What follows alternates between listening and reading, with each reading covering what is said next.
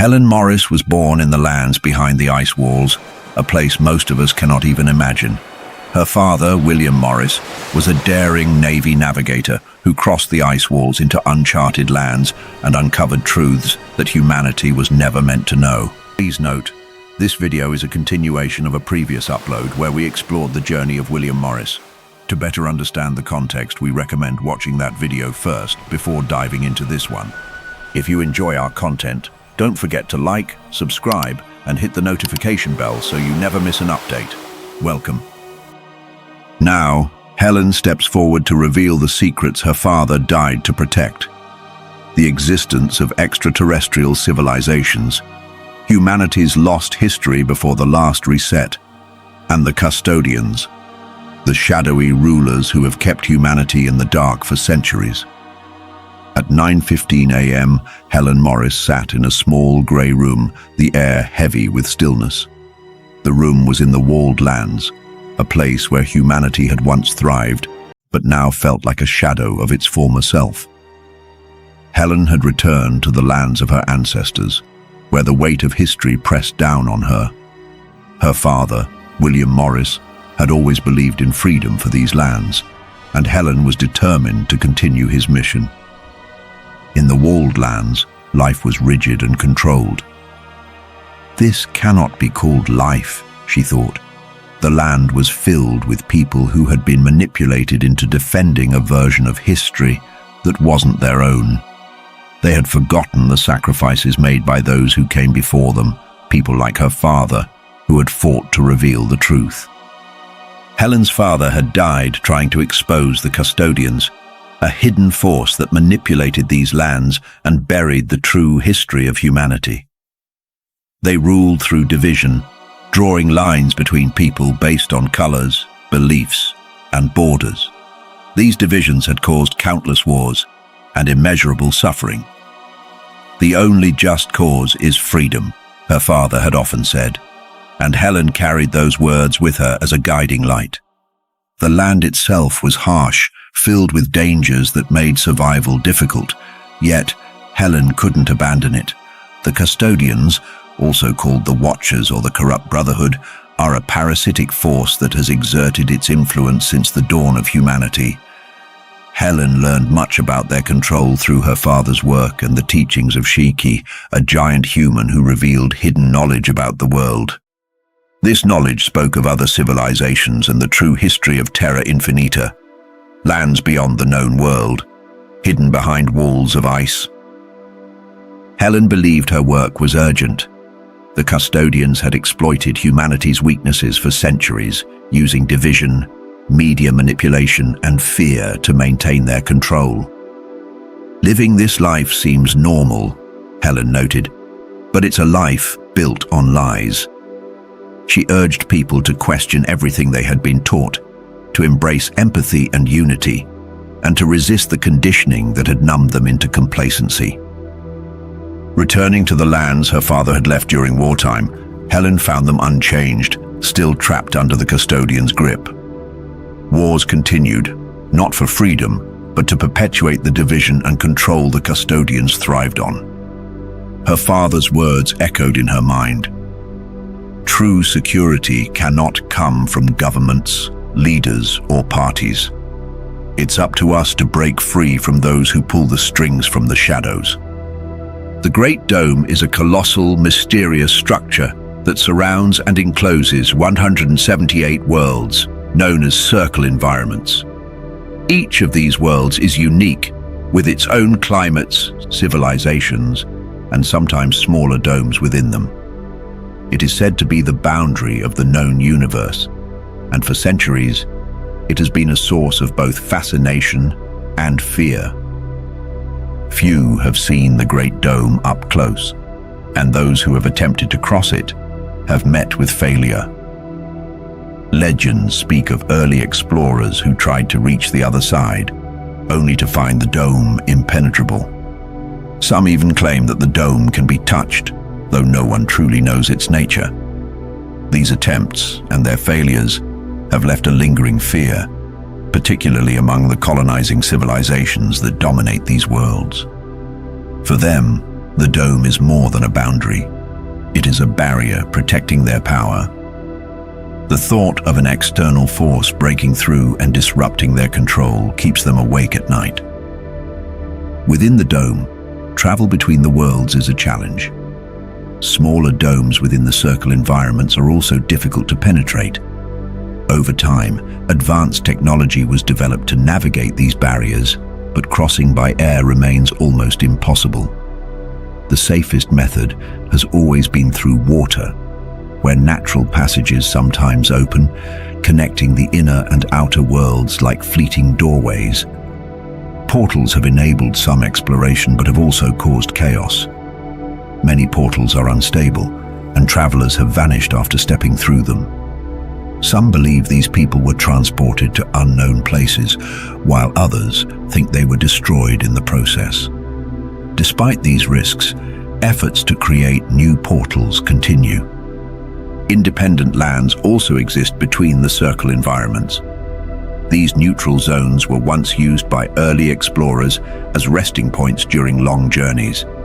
They are said to connect the worlds, making exploration and escape possible.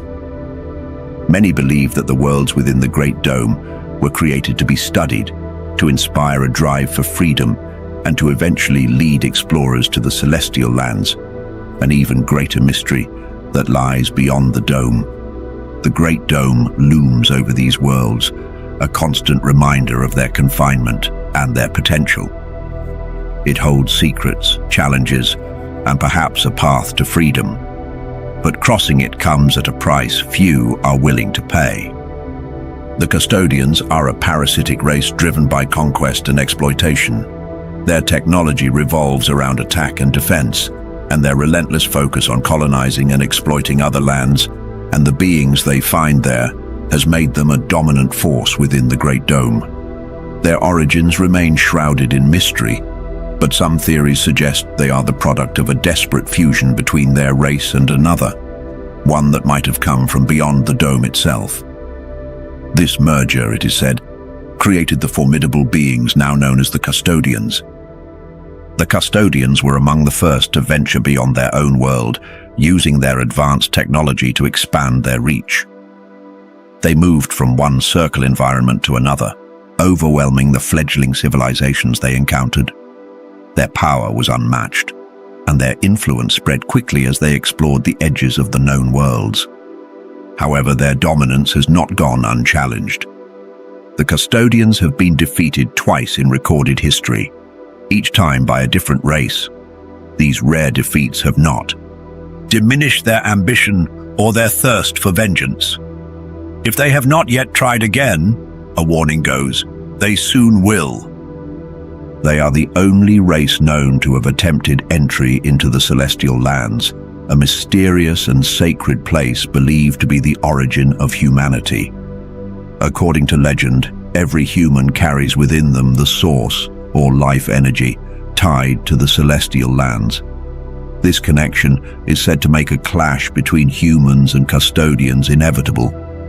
Although the Custodians and humanity have clashed before, with the help of the giants, history is likely to repeat itself. Past mistakes cannot be afforded again, as the stakes are higher now than ever. Each reset imposed by the Custodians has tightened their grip, making life less free and more controlled with every iteration. The humanity of today bears little resemblance to that of the past. Manipulation and strict control have eroded freedoms with each passing generation. During the Great War, humans and giants united to resist the Custodians. While they managed to deliver a devastating blow, including the death of a major Custodian leader, the defeat came at a high cost. The Custodians enacted a reset, scattering human infants across the lands. Many of these children, under 7 months old, were raised in ignorance of their true history, molded by the Custodians' technology to ensure control from the beginning. The Anunnaki are another powerful and feared race, known for their relentless conquests and advanced technology. Towering up to 5 meters tall, with yellow-green scaly skin and piercing eyes that glow yellow, red, or black, Their appearance alone strikes fear into anyone who encounters them. They are master builders, creating massive pyramids in every world they conquer, symbols of their dominance and control.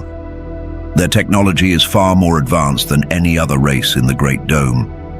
They use powerful weapons and sophisticated portals to travel between worlds, allowing them to invade and overpower civilizations with ease.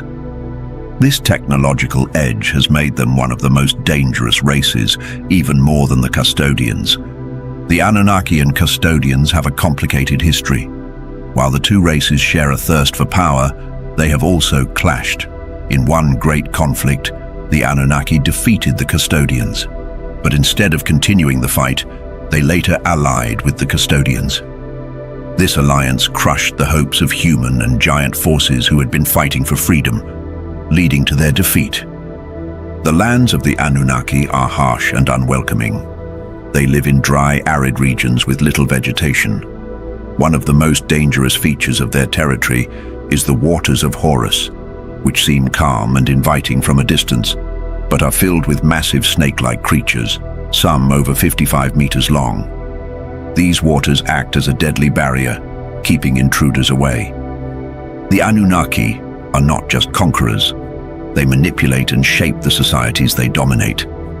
Through myths, art, and false histories, they confuse people about their true past.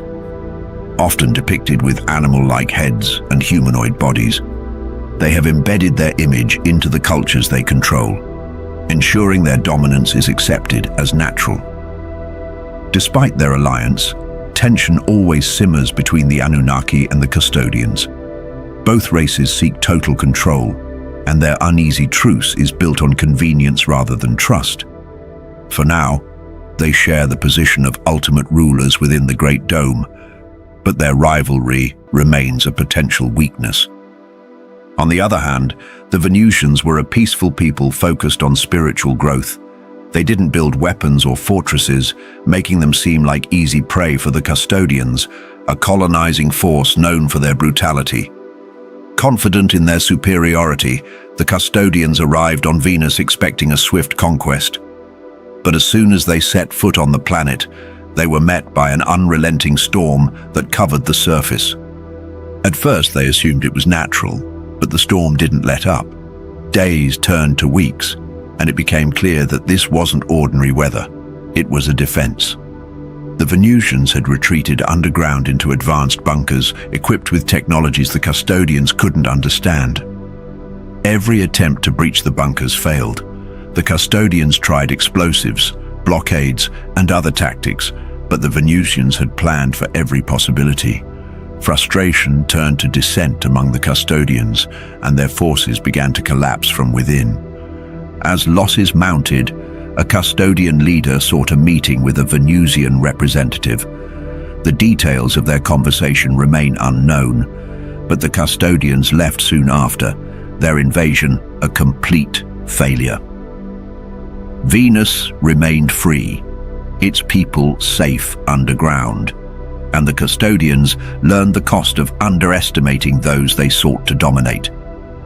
Further away, the Draco lands were home to the Etermines, a race known for their psychic powers and technological brilliance.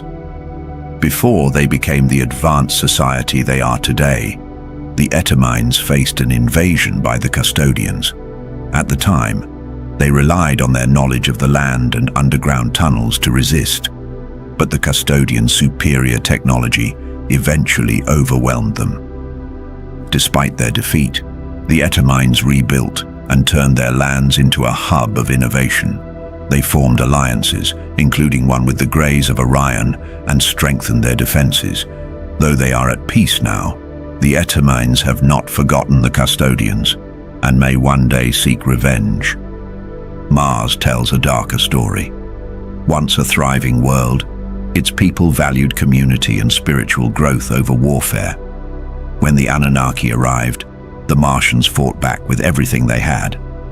But when it became clear they couldn't win, the last Martians made a choice. They would rather die than live as slaves. In a final act of defiance, they ended their own lives, leaving the Anunnaki stunned.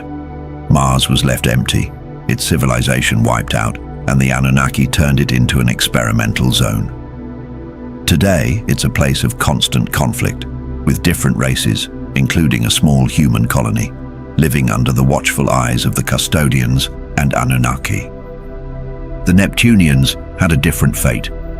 Their world was harsh, with constant sandstorms and limited resources, but they adapted and built towering cities along their fertile coasts.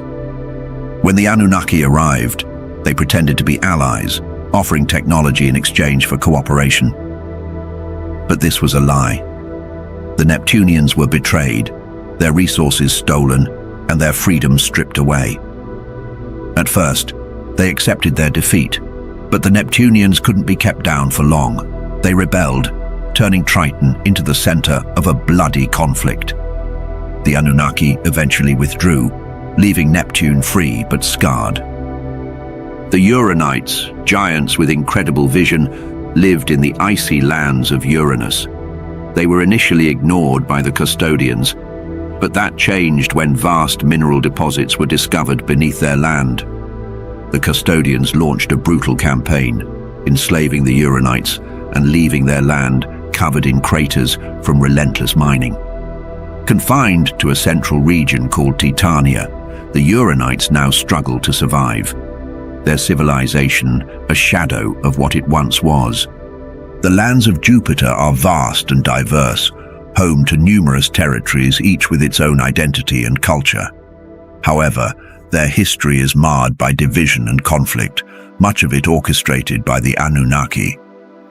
Long ago, when the Anunnaki invaded Jupiter, they sowed discord among the native factions, ensuring their dominance by keeping the inhabitants at odds. This strategy led to near-constant warfare among the various groups. At the center of Jupiter's circle environment lies the land of Zeus, the seat of power. The Zeus-born, alongside another dominant group called the Europeans, rule with an iron grip. They manipulate the other territories like Ganymede, Callisto, and Amalthea into fighting one another, keeping them too divided to challenge the central authority. In Metis, an exclusive and secretive area, only the Anunnaki and their allies reside. Here, destructive weapons are developed, reinforcing their dominance. The influence of the Anunnaki is evident everywhere, with pyramids dotting the landscape as symbols of control.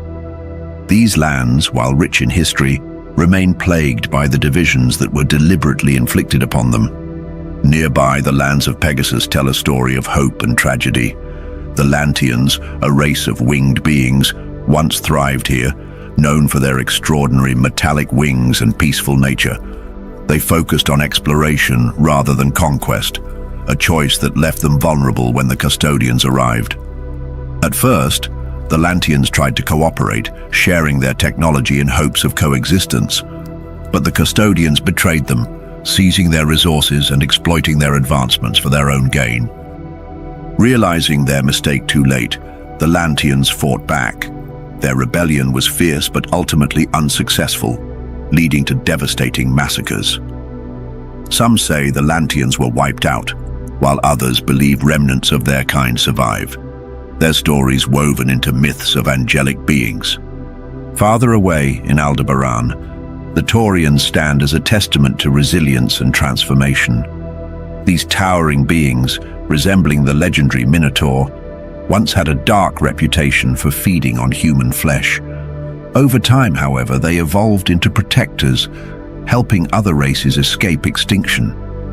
Their defiance against the custodians made them enemies of the parasitic rulers of the Great Dome, but their empathy and dedication to life have made them allies to many oppressed species. The Taurians are physically imposing, with their horns often cut in childhood to symbolize maturity. Their past is marked by internal wars, particularly in Aldebaran A, where so much blood was spilled that the area was abandoned out of respect.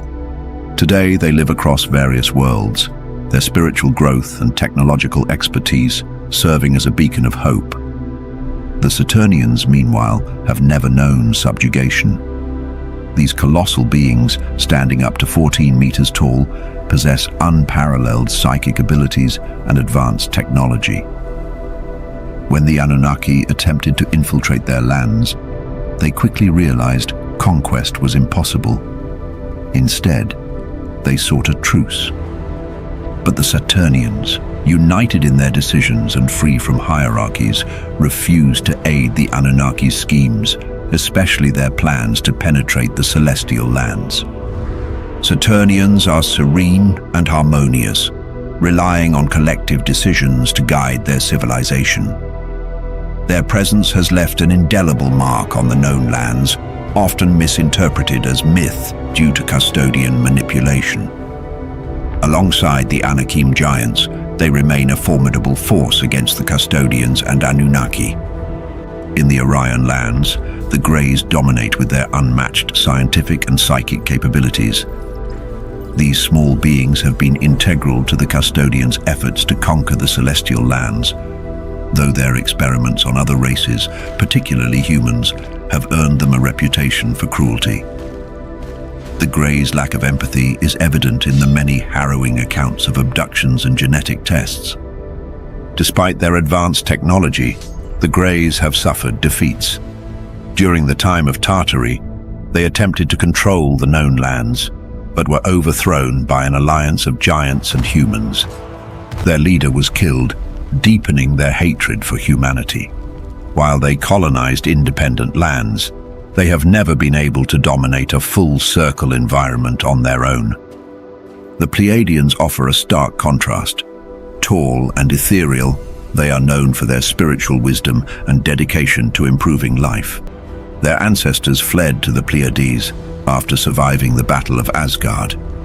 Though generally benevolent, their early pact with the Anunnaki subjected them to manipulation, leading to periodic disasters in their homeland. While they occasionally visited the known lands, they often struggled to coexist with humans and preferred isolation. The lands of the clones are a grim reminder of experimentation gone awry. Initially created by the Anunnaki as a testing ground, this circle environment became a site for cloning. Escaped clones caused chaos, leading to the land's abandonment. Today, it remains a desolate, eerie place, with its laboratories left untouched. Finally, the reptilians, or Lacerta beings, reside in their isolated lands, far from the known lands. They prefer underground cities and maintain a wary distance from other civilizations. Known for their advanced technology and military prowess, they have resisted all attempts at subjugation. While they occasionally engage with the custodians, their true loyalties remain ambiguous. Some speculate they might align with the custodians in future conflicts, though their ultimate intentions are shrouded in mystery. The celestial lands, however, remain a mystery, untouched by the parasitic races that have spread their influence across countless worlds. These hidden lands, inaccessible even to the custodians and Anunnaki, despite their relentless attempts, are said to hold secrets tied deeply to humanity's essence, secrets that remain beyond the reach of any conqueror. Many extraterrestrial worlds exist beyond the celestial lands, each with its unique struggles and stories. Some thrive in peace, untouched by the parasitic races, perhaps because they offered nothing of interest to their would-be oppressors. Others, however, suffered a far worse fate. The parasitic races often invaded developing civilizations, stripping their lands of resources and altering their histories, leaving behind broken worlds and extinguished dreams. Humanity, too, bears the scars of this exploitation. Though physically intact, it has been spiritually fractured, its potential deliberately suppressed. The colonizers' true goal was not mere conquest, but the erosion of humanity's connection to what is called the source of life. This essence is believed to be a unique gift that no other race possesses, a connection to the celestial lands themselves. The source of life is what makes humanity different. It is something that the colonizers have never been able to control or manipulate. Despite their power, they cannot alter this inner truth. This inability has long fueled their fear, as the very existence of this essence poses a threat to their dominance. The physical chains of oppression may weigh heavy, but the spirit remains untouchable. Across the Great Dome, some races have successfully resisted the parasitic forces. They endured, adapted, and in some cases overcame. These examples remind humanity that survival is possible, that there is hope even in the face of overwhelming odds. The celestial lands stand as a symbol of that hope. Untouched and undefiled, they are a testament to the possibility of resistance and renewal. The fact that the parasitic races have been unable to penetrate them despite their best efforts only amplifies their importance. These lands hold the key to understanding what humanity has lost and what it might yet regain. Hidden within their borders may lie the path to freedom, a path that has not yet been forgotten. For now, the celestial lands remain out of reach, but their existence alone is a reminder of the strength that resides within. It is a strength that cannot be taken, only rediscovered. Beyond the known worlds, there are many other places, each with its own story. Some worlds have been lucky, living in peace and growing without trouble. Maybe the colonizers didn't see anything worth taking, or perhaps these worlds developed too late to catch their attention. But not all were so fortunate. Many lands were attacked before they could fully grow, their people left broken, their histories rewritten, and their dreams destroyed. In these lands, the invaders took everything, leaving behind scars and emptiness. Humanity shares this story of loss. Long ago, its place in the world was stolen, and now it struggles to find its way back. The colonizers remain in control, draining humanity's spirit little by little. While people still live, their inner strength, their true power, is fading. The real danger isn't physical destruction. It's the day when no one remembers the potential they hold within to change their world. 3 major colonizing races have kept humanity and many others under their control. They use fear, lies, and manipulation to stay in power. But there is hope. Some races have managed to break free. Their stories offer lessons on how to resist and fight back. Some of these beings are even willing to help humanity find its own strength and freedom. At the heart of it all is a great mystery: the celestial lands. These hidden worlds are untouched by the colonizers. Despite all their advanced technology and power, they have never been able to enter. The celestial lands hold a secret, the source of life. This is something unique to humanity, something the invaders cannot control or destroy. They can change the outside world, but they cannot reach the strength that lies within. William Morris had always been a man driven by curiosity and a refusal to accept the boundaries others imposed. Born in the known lands, he lived under the shadow of towering ice walls and mysterious barriers that seemed to cage humanity, both physically and mentally. These walls were not natural. They were creations of those who sought to confine and control. Yet where others saw obstacles, William saw an invitation. Against all odds, he crossed those ice walls, venturing into the unknown. What he discovered on the other side was more than a new land. It was a revelation. The Ancestral Republic, as it was known, was a place untouched by the forces that dominated his homeland. Here people thrived in freedom, advancing in ways the known lands could only dream of. It was a society built on resilience and knowledge, and it quickly became William's new home. In this land of promise, William met a woman who shared his unyielding spirit. She was native to the Republic, her life shaped by the sacrifices of her ancestors who had fought to preserve their freedom. Together, they built a life filled with purpose and love, and it was in this union that their daughter was born. She was a child of 2 worlds, one of struggle and confinement, the other of hope and boundless possibility. Growing up, the daughter often listened to stories of her parents' lives. From her mother, she learned about the fierce battles waged to protect the Republic, the sacrifices made to ensure its survival. From her father, she heard tales of the known lands, a place filled with untapped potential but shackled by those who sought to suppress it. Her father's courage in crossing the barriers and her mother's determination to honor her ancestors filled her with a sense of destiny. "They gave everything for freedom," her mother would say, her voice both proud and wistful. These words stayed with her, igniting a desire to understand the lands her father had left behind. She dreamed of stepping onto the soil of the known lands, retracing her father's path, and bridging the gap between two worlds that had been kept apart for so long. William Morris was not just a man of the sea, but a figure defined by relentless determination and a vision for a freer humanity.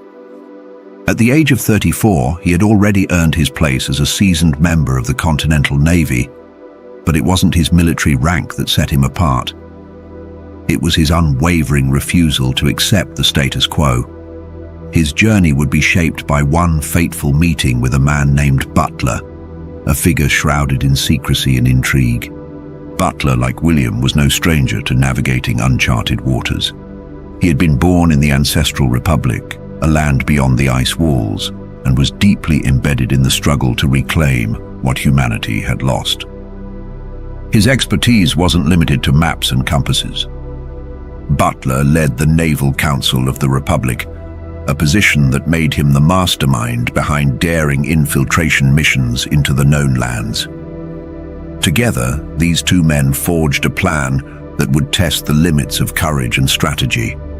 With a team of experienced navigators and warriors, they set their sights on the unthinkable, crossing the polar ice walls that had imprisoned the known lands for generations. This wasn't an act of random bravery. It was a calculated operation. Butler, having traversed these treacherous barriers countless times, became their guide, his intimate knowledge of the path turning the impossible into a reality. For William, the journey was not just a physical crossing, but a profound awakening. The mission was fraught with danger. The walls were more than just physical barriers.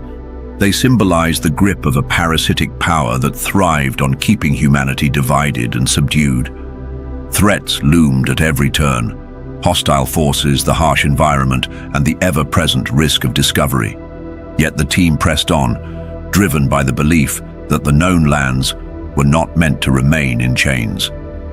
Butler and William's partnership was more than a meeting of minds. It was a union of purpose.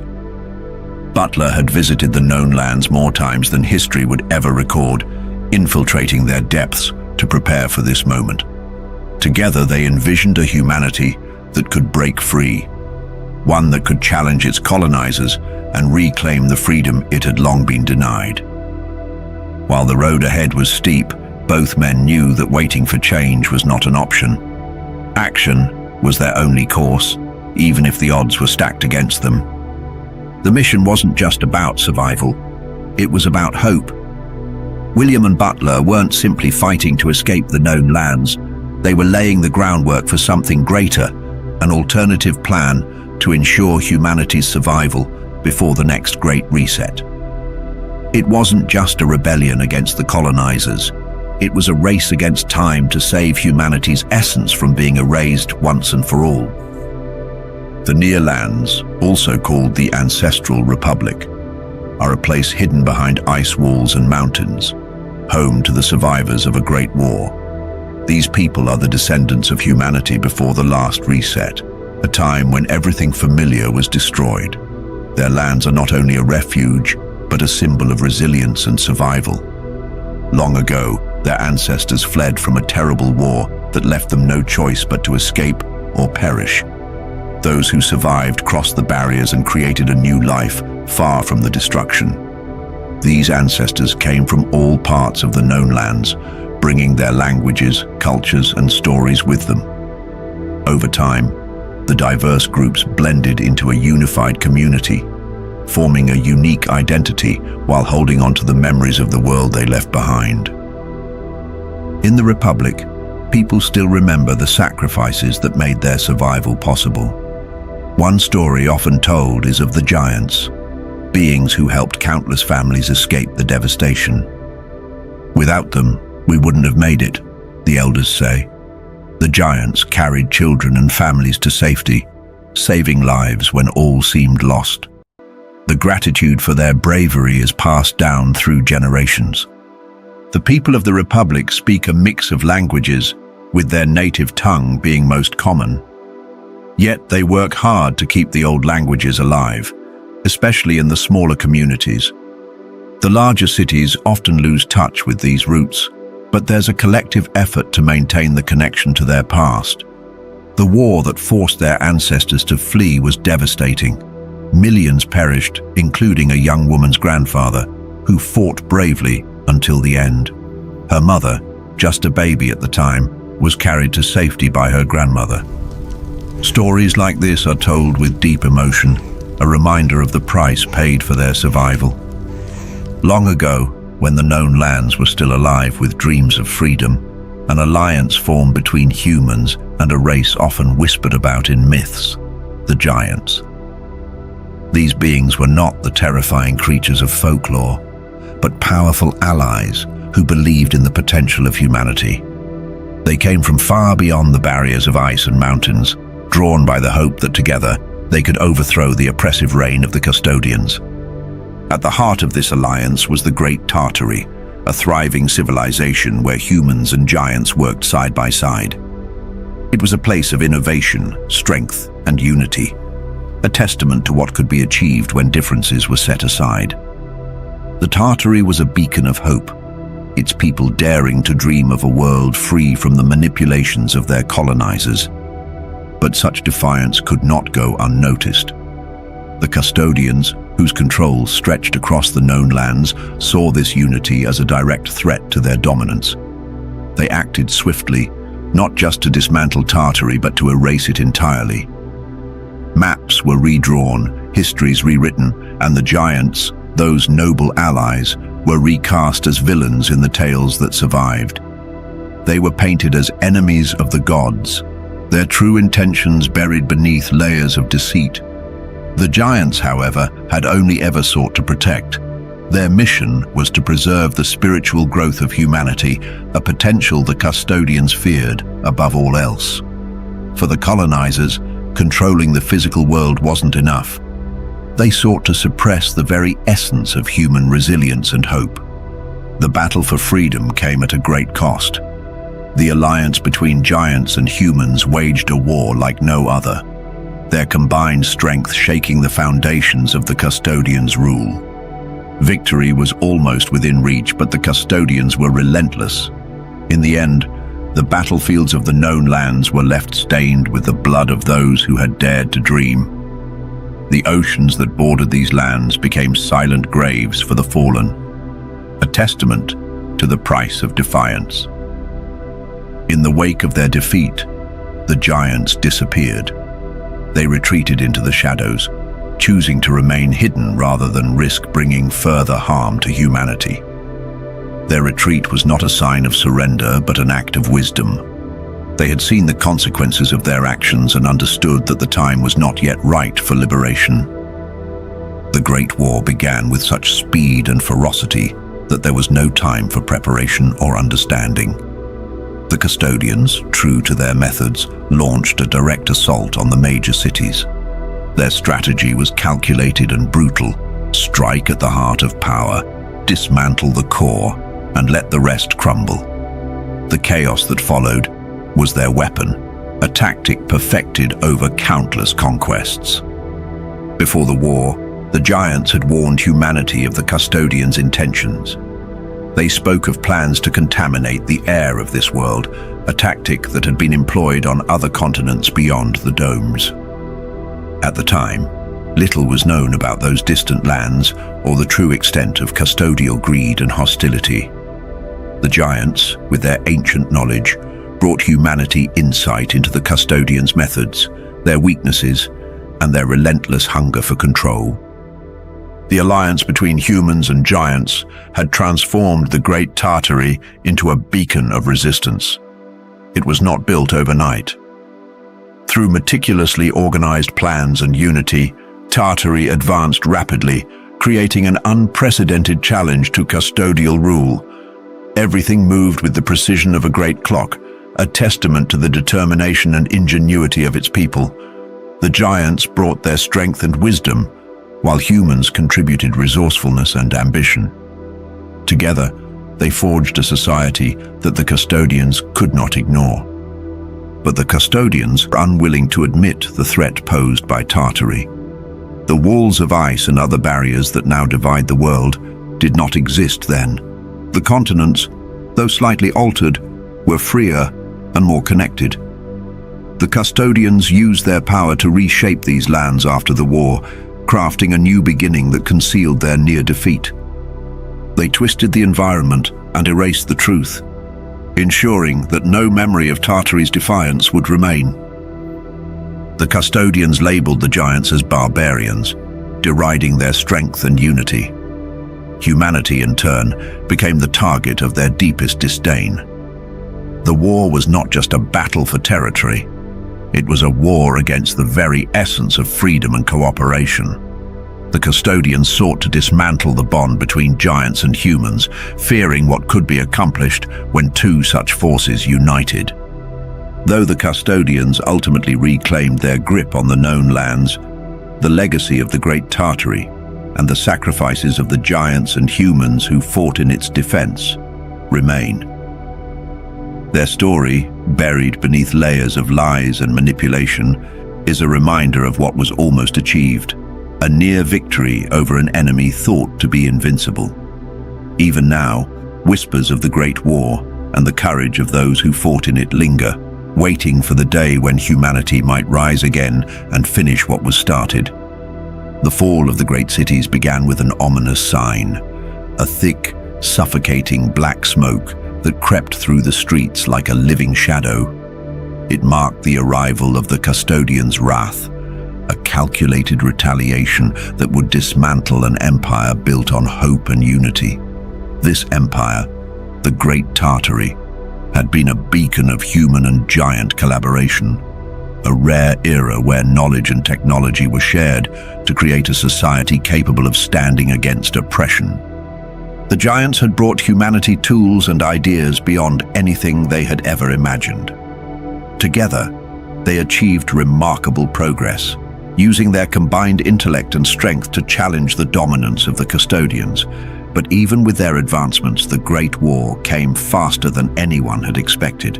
The Tartary's defenses, though impressive, were no match for the custodians' relentless assault.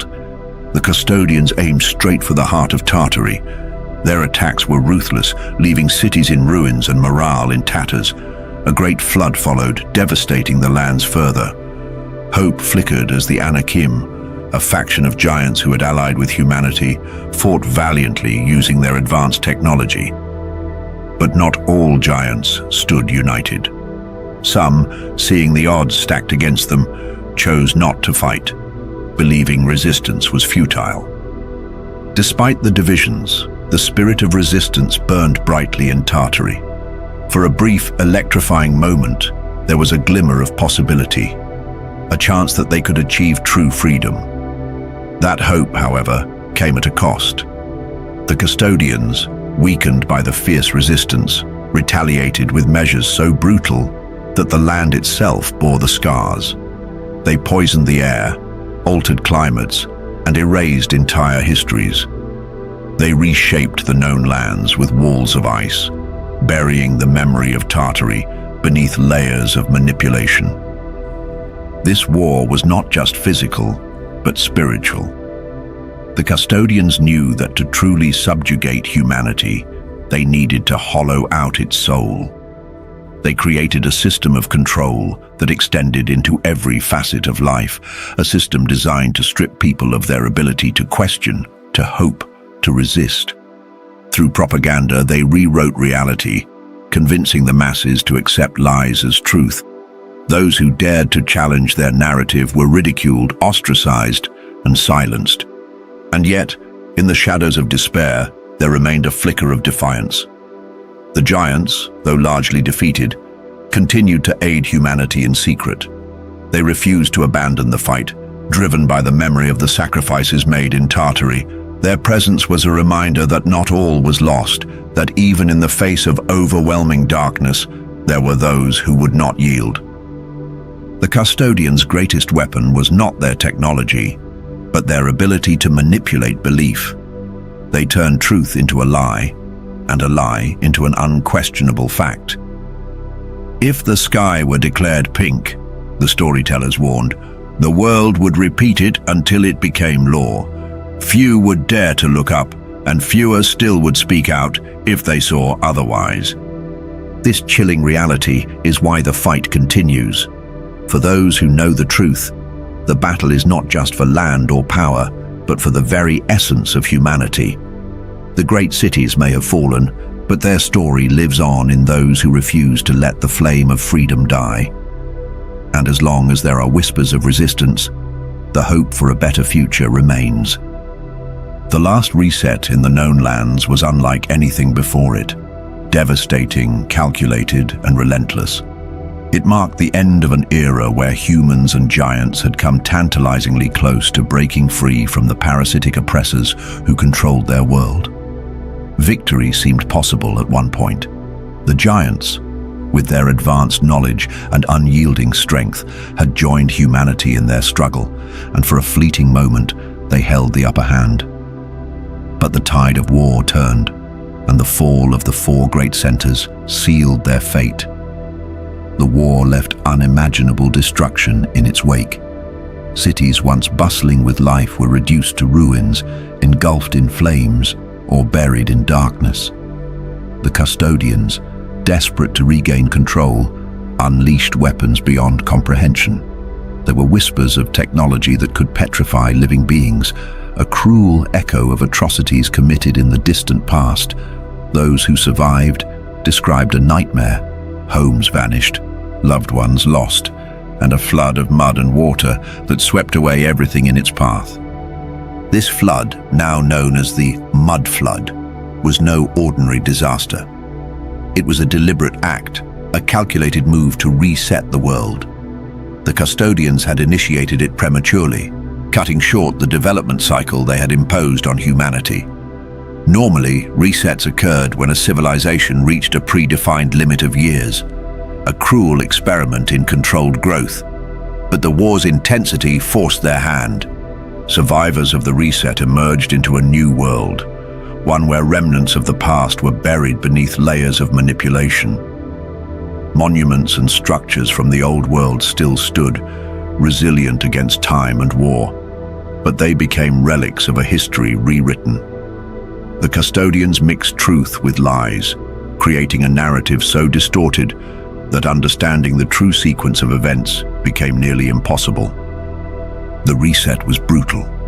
Adults and children over 7 months old were wiped out, their lives erased, as if they had never existed. Only infants, carefully chosen by the custodians, were spared. These young survivors were left to grow in a world engineered to stifle their spiritual and intellectual growth. The custodians controlled every aspect of this environment, ensuring that humanity never again came close to understanding its true potential or breaking free. The giants' intervention had been a turning point, a moment when the veil of ignorance was lifted. They shared knowledge of the lands beyond, of life beyond the dome, and of the truth behind the manipulation. But this knowledge made humanity dangerous in the eyes of the custodians. The reset wasn't just a punishment, it was a way to silence the awakening. Imagine living in a greenhouse where every aspect of your environment is controlled. The soil can be poisoned or enriched at will, and the light can nurture or destroy. This is the reality of the known lands, a world meticulously shaped by unseen hands. The last reset was a stark reminder of the custodians' power, their fear of losing control, and their willingness to sacrifice entire generations to maintain their dominance. But even in this darkness, traces of the past persist. The monuments and stories of the old world remain, fragments of a forgotten legacy waiting to be rediscovered. The spirit of those who fought for freedom lingers, a quiet but unyielding defiance against the forces that seek to erase them. William Morris could not ignore the anguish that consumed him daily. He had returned to the lands of his birth, a place haunted by the suffering of those he called his brothers. The pain of knowing that countless lives were being lost to war, manipulation, and plague within the known lands was a burden that grew heavier with each passing day. Yet his resolve remained unshaken. He spent his days meticulously planning a way to return and aid those trapped in this living hell. To William, these lands were not just a memory, they were home, filled with people who deserved freedom and truth. However, the world beyond the known lands was not without its own perils. The custodians, restless and vengeful, had begun to extend their reach. Their attacks now targeted lands that had previously remained untouched, silent havens that were now under siege. Among the custodians' most shocking discoveries was a city of giants and giant humans. These beings, labeled as traitors by the custodians, had defied their authority and developed technology that rivaled even the most advanced creations of their oppressors. The custodians launched an assault on the city, but their efforts were in vain. The Anakim, the great allies of these giants, had bolstered their defenses to an unimaginable level. The custodians were expelled, humiliated, and forced to retreat back to the known lands. This defeat left the custodians rattled. They feared losing their grip on the known lands, their prized colony. In a desperate attempt to maintain control, they began reinforcing the walls that separated the known lands from the truth beyond. Advanced technology and military might were deployed to create a seemingly impenetrable barrier. Treaties were signed, and military bases were established throughout the region, all designed to keep the truth hidden from humanity. The custodians, masters of control and manipulation, had long believed their prized colony was impenetrable.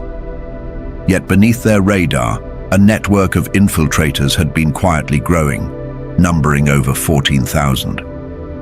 These were ancestors from the Ancestral Republic, a result of the daring Morris-Butler plan, formed with the collaboration of giant leaders and other races united in their silent fight for humanity's liberation. This intricate operation had one goal: to awaken the oppressed and reveal the truths hidden behind the custodians' veil of lies. For years, these infiltrators worked in secrecy, weaving their influence into key areas: politics, institutions, and even the very organizations the custodians used to maintain control. Each step was delicate, for even a whisper of their presence could trigger catastrophic consequences, possibly even an immediate reset. They walked a razor-thin line, spreading knowledge about humanity's spiritual potential and its forgotten history, while evading the custodians' all-seeing eyes. Infiltrating the known lands was no simple feat.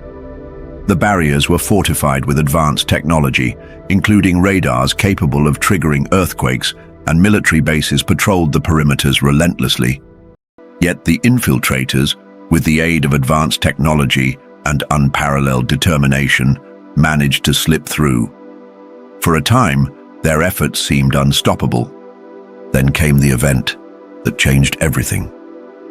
Near the Antarctic Peninsula, known to the infiltrators as False Antarctica, a group from the Ancestral Republic encountered a custodian military base while traveling aboard an icebreaker. When the custodian patrol tried to intercept them, the infiltrators sank their ship in a desperate escape attempt. The incident sent shockwaves through the custodian hierarchy. Alarms were raised, and a manhunt of unprecedented scale began. The custodians acted swiftly and brutally. Using this event as an excuse, they launched raids across countless homes and institutions, claiming to root out hidden threats. Advanced surveillance technology, already in place, was fortified to monitor the new humanity's every move. The infiltrators, once operating in the shadows, now faced relentless pursuit.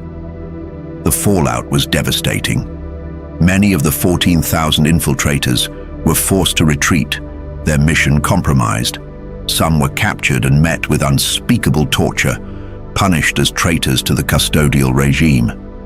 Their sacrifices weighed heavily on those who remained, a grim reminder of the risks they had taken for the hope of freedom.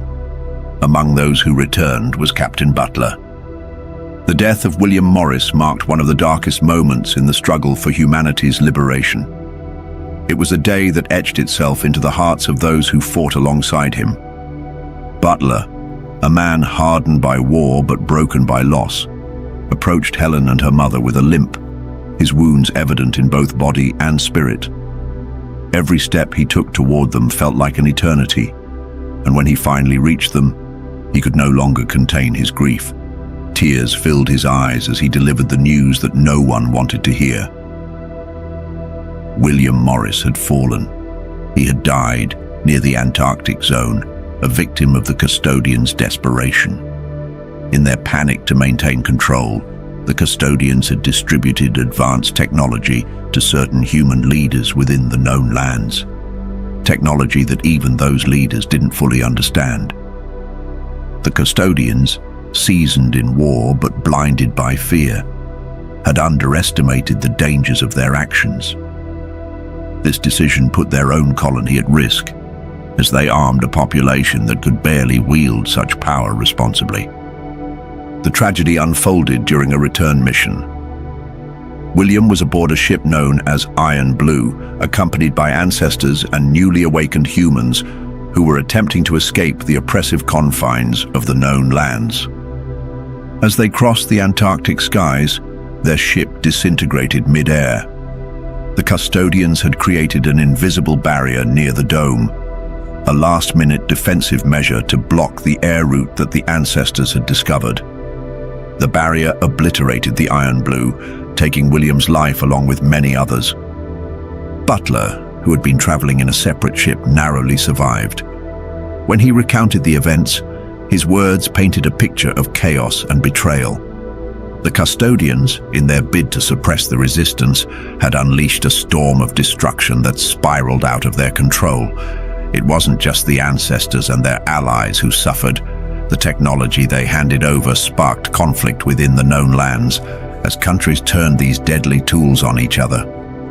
Advanced weapons, climate manipulation, and environmental control became instruments of chaos. Planes, ships, and even people vanished without a trace, disintegrated by forces they couldn't comprehend. For Helen, the loss of her father was a moment of profound despair.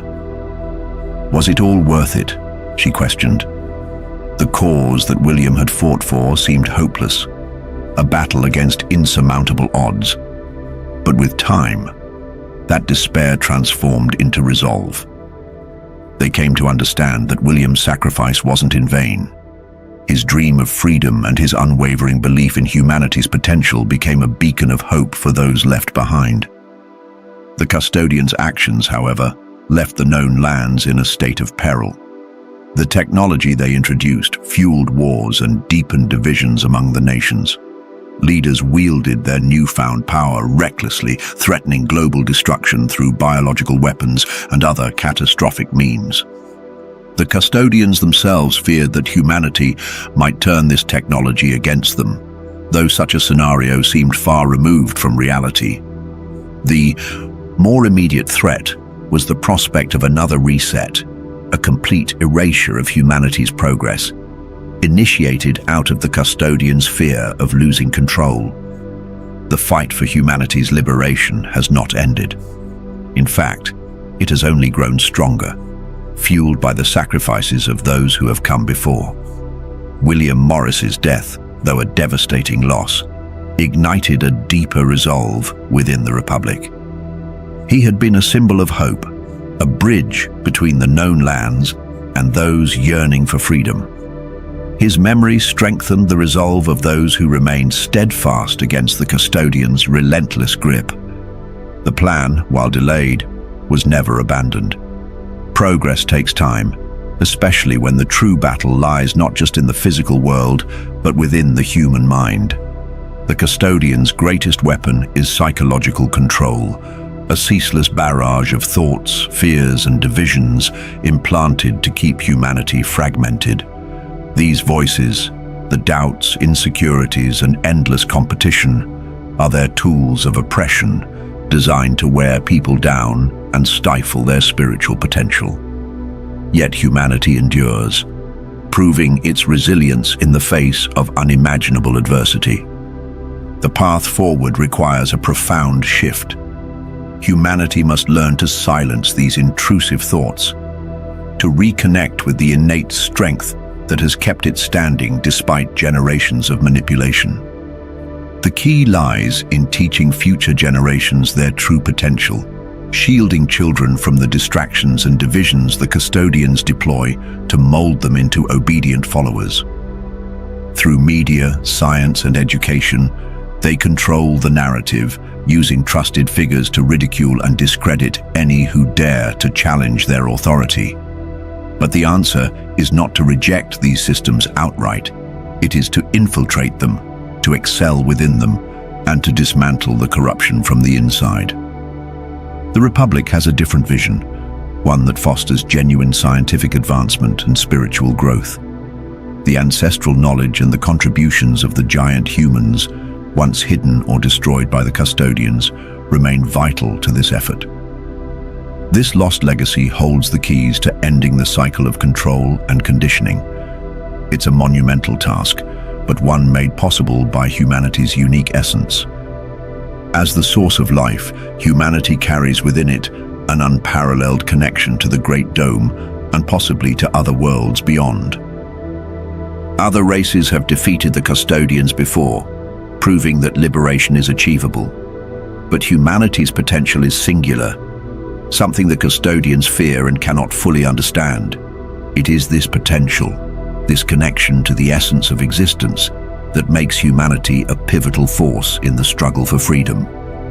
The Republic and its allies remain vigilant, working in the shadows, alongside those who have awakened to the truth. They stand ready, waiting for the right moment to break the chains of this so-called human farm and transform it into eternal freedom. The journey is long, the struggle immense, but the dream of a liberated humanity burns brighter than ever. Those who fight do so knowing that the seeds of unity and love will one day bloom, ushering in a world free from the grasp of tyranny.